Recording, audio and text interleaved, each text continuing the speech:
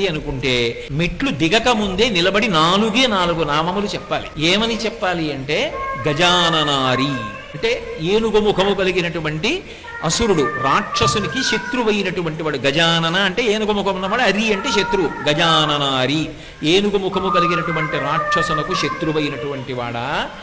అలాగే అగస్త్యుని చేత స్తోత్రము చేయబడినటువంటి వాడా. కనీసం నామంగా అక్కర్లా, ఇలా చెప్పినా చాలు. మూడవది, పరమ భాగవతోత్తములైన వారు ఎవరుంటారో వాళ్ళ యొక్క ఈప్సితములను నెరవేర్చేటటువంటి లక్షణము కలిగినటువంటి వాడా.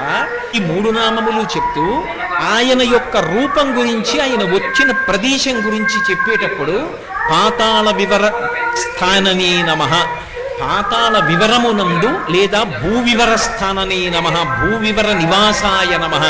భూవివరము అంటే లోపలికి వెళ్ళినప్పుడు ఉండేటటువంటి ప్రాంతం, అక్కడ ఉన్నవాడా.